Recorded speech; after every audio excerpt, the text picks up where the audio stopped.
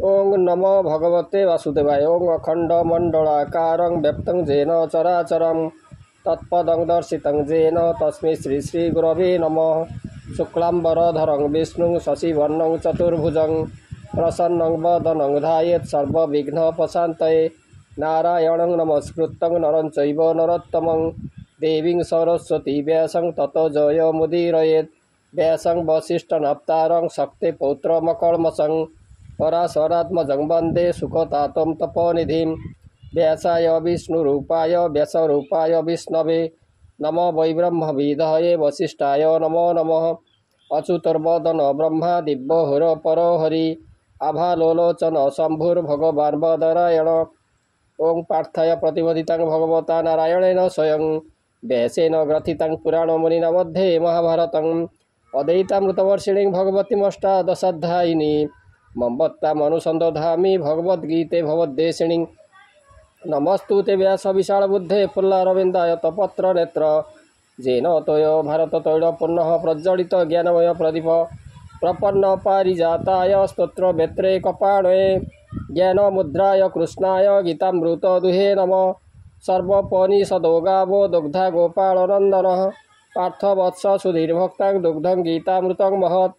वसुदेवसुतं देवं कंसचाणूरमर्दनं देवकी परमानन्दं कृष्णं वन्दे जगद्गुरुं। मूकं करोति वाचालं पङ्गुं लङ्घयते गिरिं यत्कृपातमहं वन्दे परमानन्दमाधवं। शान्ताकारं भुजगशयनं पद्मनाभं सुरेशं विश्वाधारं गगनसदृशं मेघवर्णं शुभांगं लक्ष्मीकान्तं कमलनयनं योगिर्भिध्यानगम्यं वन्दे विष्णुं भवभयहरं सर्वलोकैकनाथम्। आज आम श्रीमद्भगवद्गीता चतुर्दश अध्याय गुणत्रय विभाग योग संपर्क में आलोचना करवा। श्री भगवान वच परं भूय प्रवक्ष्यामि ज्ञानानज्ञानमोत्तमं यज्ञातामुनय सर्वे परं सिद्धिमितोग्रता। श्री भगवान कहले हे अर्जुन जो ज्ञान सर्वज्ञान प्रधान जे ज्ञान रे परमात्मा को ध्यान करती वशिष्ठ आदि मुनि माने जो ज्ञान बल तत्व पाइले से उत्तम ज्ञान कहूँ शुण।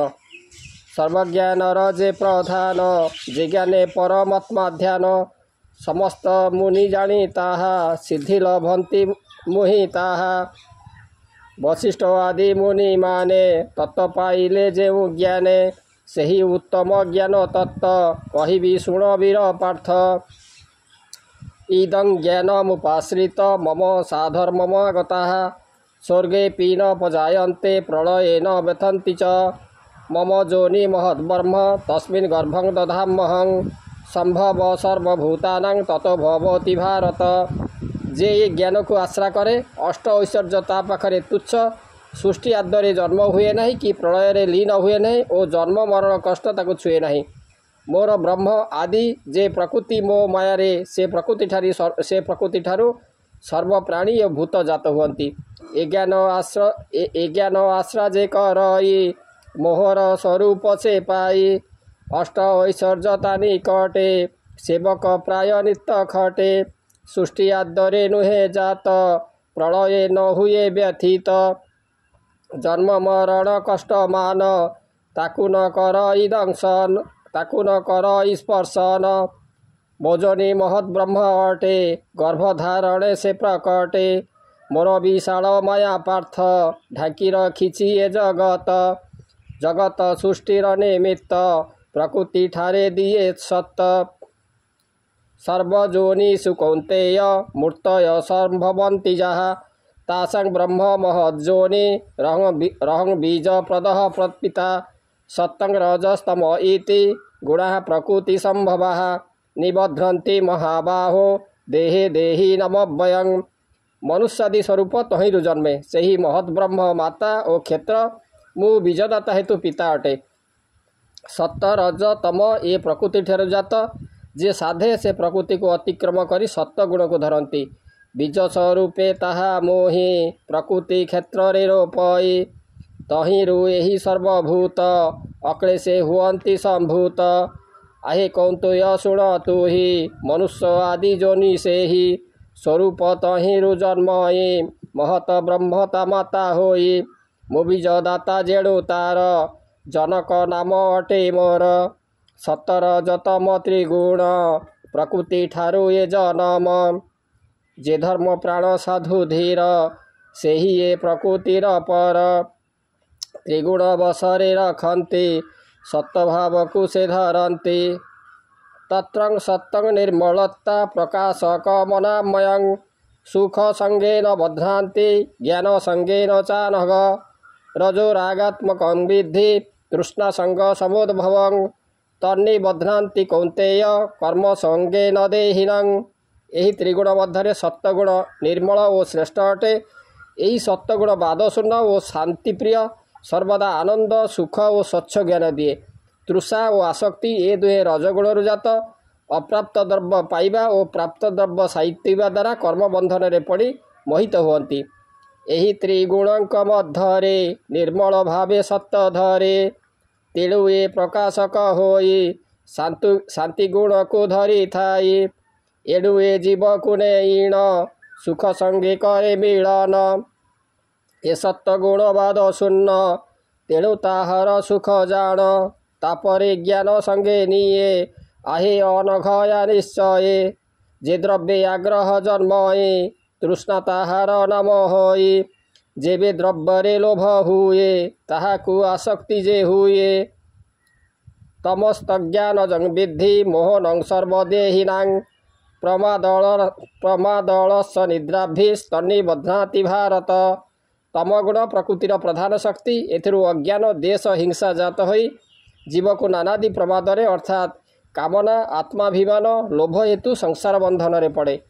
तृष्णा आसक्ति बेनी गुण रसात्मक रजरु जन्म अप्राप्त द्रव्य प्राप्त पाए प्राप्त द्रव्यर रक्षा पाए अज्ञानी मानंकु चलांती कर्मर बंधने पड़ती आहे अर्जुन ए प्रकारे जीव पड़ई कर्म बंधन रे प्रधान शक्ति प्रकृतिर तम अटई बाया घोर अज्ञान भाव करे जात हिंसा देश को से आने तो समस्त प्राणी मानकर मोह जन्माए से निकर निद्रा आलस्य प्रमादरे जीव को बंधन से करे सत्तं सुखे संजयति रज कर्मणि भारत ज्ञानमावृत तम प्रमादे संजयत्युत रजस्तमसा विभूय सत्तं भवति भारत रजः सत्तं तमश्चैव तम सत्तं रजस्तथा।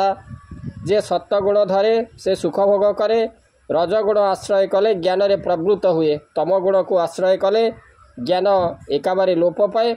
जेबे कर्म बसारे सत्वगुण को धरे सत्वगुण वृद्धि हेले रजतम रहे नहीं। जेबे रजगुण जात हुए से नानादि कर्म करे जेबे तमगुण बढ़िब तेबे सत्व और रज निद्रा आलस्य मोह द्वारा से ढांकी होइजिब।